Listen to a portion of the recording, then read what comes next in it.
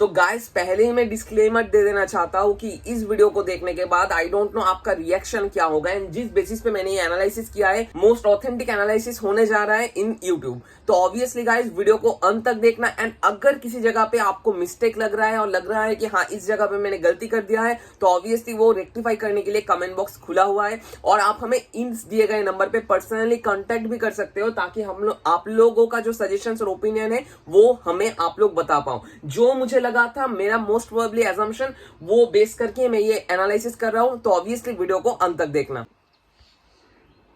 Hi guys, this is Shomojit Bonik and welcome to another new video from this channel Biomed Kid with Bonik। So guys, आज की इस video में हम लोग exclusively discuss करेंगे West Bengal state quota counselling में round 1 में and round 2 में each category wise cut off क्या जाना चाहिए एंड कट ऑफ रैंक कितना होना चाहिए। एंड उससे पहले हम लोग डिस्कस करेंगे ये हमने जो कट ऑफ प्रेडिक्शन किया है इन राउंड 1 एंड राउंड 2, इस कट ऑफ प्रेडिक्शन से पहले हमने किस किस कॉन्सेप्ट के ऊपर बेस करके ये कट ऑफ प्रेडिक्शन किया है एंड छोटे मोटे बहुत सारे माइन्यूट डिटेल्स को लेकर आज हम डिस्कस करेंगे। तो ऑब्वियसली वीडियो में अंत तक बने रहिए। एंड ऑब्वियसली गाइस अगर आपको चॉइस फिलिंग कैसे करना होगा ये समझ नहीं आ रहा है, आपका रैंक जितना है उसके हिसाब से चॉइस फिलिंग कैसा होना चाहिए, कौन सा कॉलेज आपके लिए अच्छा होगा, इन सभी चीजों के लिए अगर आप हमसे सजेशंस चाहते हो आप लोग हमें इस नंबर पे कांटेक्ट कर सकते हो। तो पहले आते हैं 2022 में ईच एंड एवरी कैटेगरी में सीट मैट्रिक्स क्या है। कल जो सीट मैट्रिक्स निकला था उसके ऊपर बेस करके यूआर कैटेगरी में 1381 सीट्स है, ओबीसी ए कैटेगरी में 304 सीट्स है, ओबीसी बी कैटेगरी में 210 सीट्स है, ईडब्ल्यूएस में 218 सीट्स है, एससी में 645 सीट्स है एंड एसटी में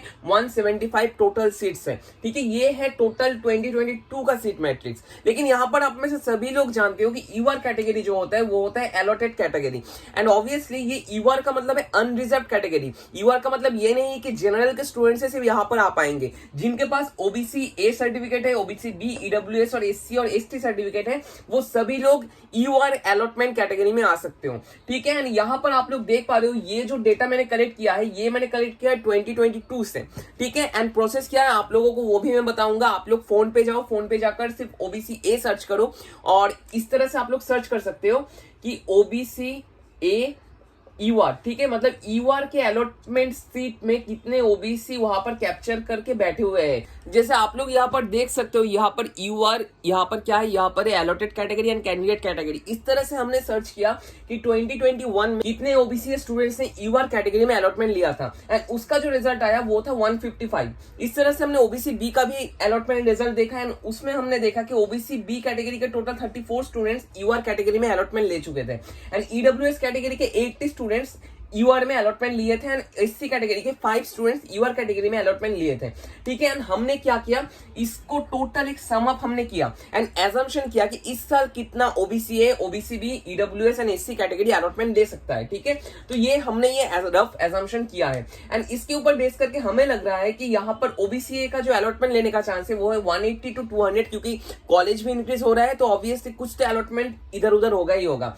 ओबीसी बी का जो अलॉटमेंट लेने का प्रोबेबिलिटी है वो है 50 to 60।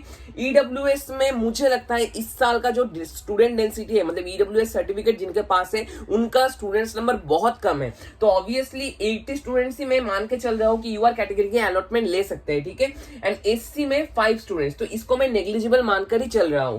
फिर से मैं बता रहा हूं हर साल क्या होता है, OBC A, OBC B, EWS, SC, इनमें से कुछ स्टूडेंट्स क्या करते हैं यूआर कैटेगरी में अलॉटमेंट लेते हैं और सर्वर यूआर कैटेगरी में इनको अलॉटमेंट देता है एंड इनका जो नंबर हमने कैलकुलेट किया है 2021 के शीट से एंड इसको हमने सम अप किया है। तो सम अप करने के बाद हम क्या कर रहे हैं, यूआर जो टोटल सीट्स है फॉर अलॉटमेंट, ठीक है, यूआर सीट टोटल है 1381, इससे हम लोग टोटल ये सम अप करके 281 सीट्स ऑन एवरेज हम लोग ये माइनस कर रहे हैं। तो हमारे पास इंडिविजुअल जनरल कैटेगरी के लिए टोटल जो सीट बचा रहना चाहिए वो रहना चाहिए 1100 फॉर ओबीसी ए कैटेगरी। तो यहाँ पर आपको एक चीज समझना पड़ेगा, OBC A, OBC B, EWS सभी कैटेगरीज में यहाँ पर उनका पर्टिकुलर सीट्स है लेकिन उनको एक्स्ट्रा सीट्स मिल रहे हैं कहां से, यूआर से, मतलब उनका अलॉटमेंट हो रहा है यूआर में।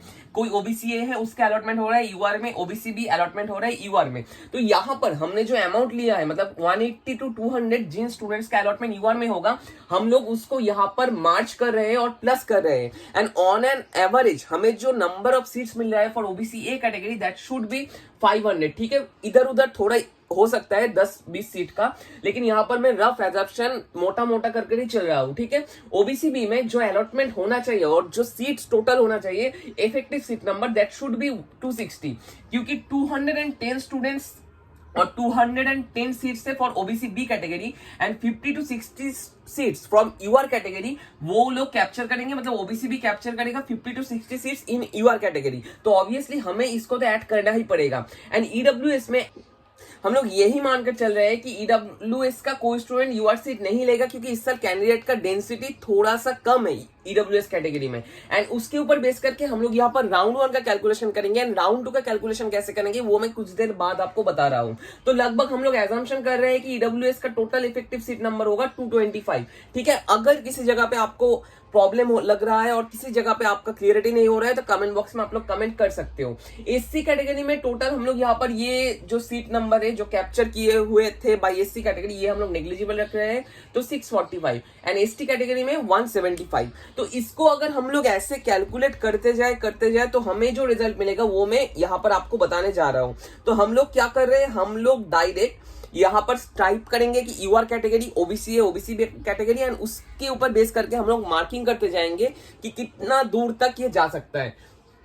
जो मैंने यहाँ पर कैलकुलेशन किया उसके ऊपर बेस करके जब मैं देख रहा था चार्ट, तो यहाँ पर हमें मिला कि राउंड 1 में यूआर कैटेगरी का कट ऑफ जाना चाहिए 32,000 to 33,000 के आसपास, ठीक है। मतलब 1979 to 2042 रैंक तक ये होना चाहिए, मतलब ये स्टेट रैंक के बारे में बता रहा हूँ। In all India rank 32 to 33,000 ये होना चाहिए।